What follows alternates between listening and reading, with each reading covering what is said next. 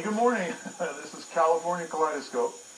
We're back in Van Nuys here again to shoot a couple more shows in the month of October. Time flies. And this is a local color show. We're hosting interesting people and events and topics and hobbies and all kinds of things. So if you want to get a hold of the show, at the end credits, there's an email. You can contact me through the email and get on the show, and we'll put you on. We'll talk it over. So anyway, today we have a real special guest, someone I worked with years ago and I haven't seen in a while, so it's a bit of a reunion. This is John Anthony Blake and his lovely wife, Jennifer, and we're going to be discussing what they've been up to and John's connection to a very well-known sci-fi series, the longest-running science fiction series on television. Don't believe the other ones, which will lie to you.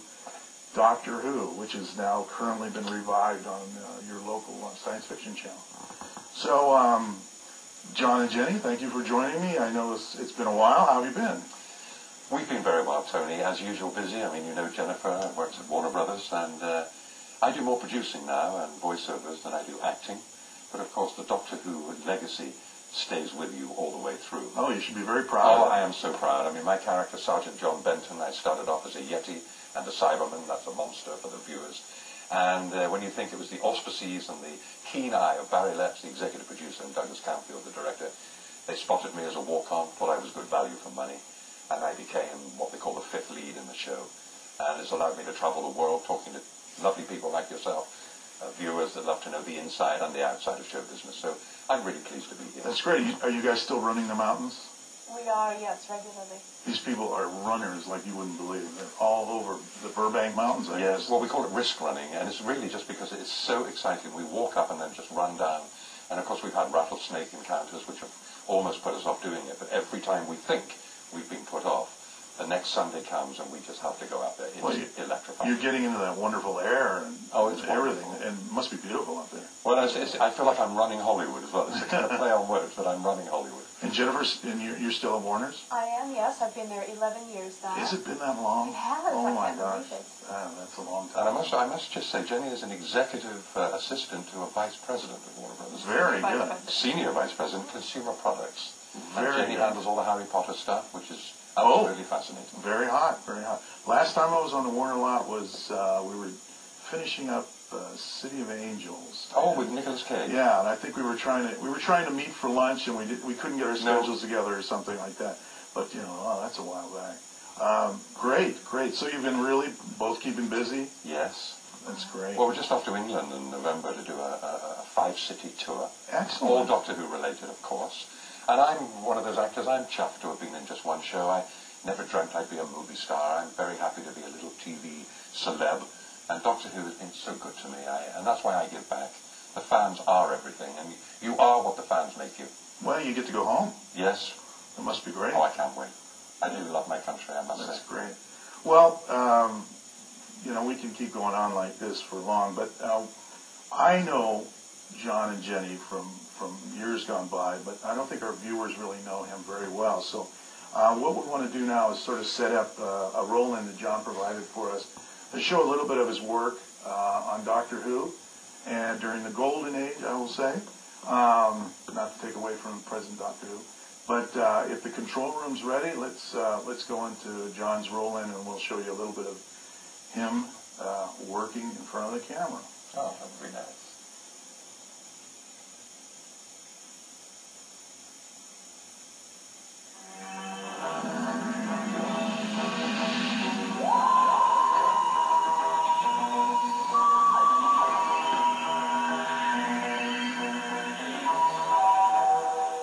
One of the other stalwarts of my era, Dr Levene, as Sergeant Benton.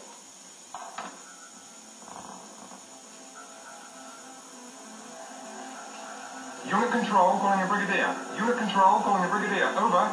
Take over. Right. Assault platoon, prepare for action. Would you mind telling us what all this is about? You'll find out.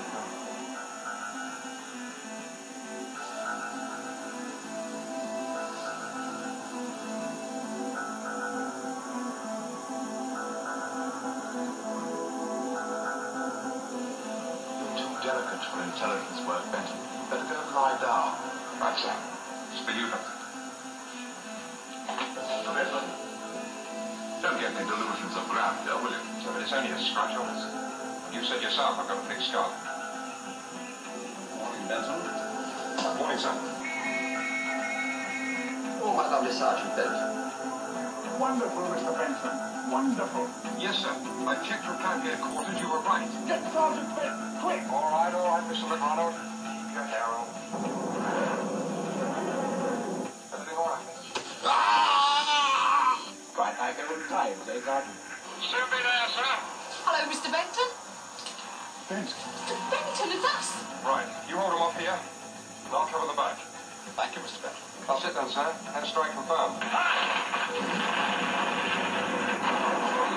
Something that novel is Omega Float. Novel you? Oh, doing a bit of hairdressing on the side, eh?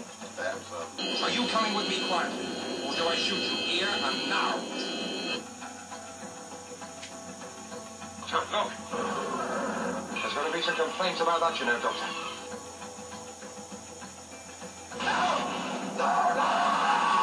That's made a mess of my evening. Side. Weapons are useless. Nothing seems to touch them. The rest of you, get after them.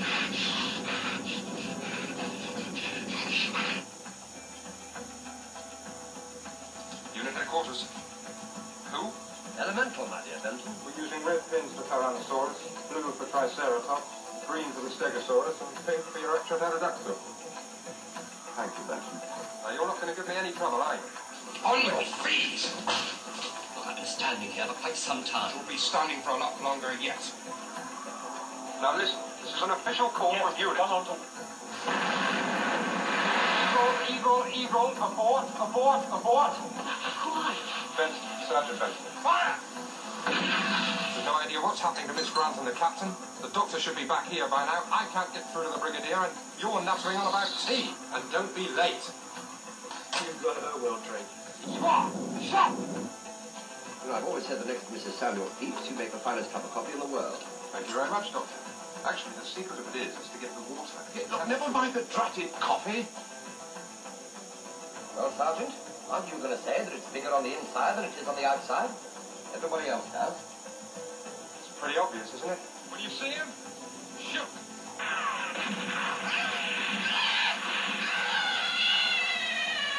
Well, if anything is missing, where do we say it's gone?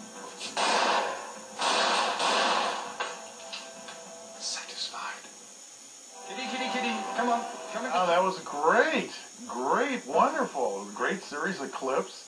40 years ago, Tony. Wow, I can't believe it. Nor can I. But it still holds up. It does. It's wonderfully naive. It's It's wonderfully great. English, and I'm very proud. That's great. So, you went into a little bit of how you got started, but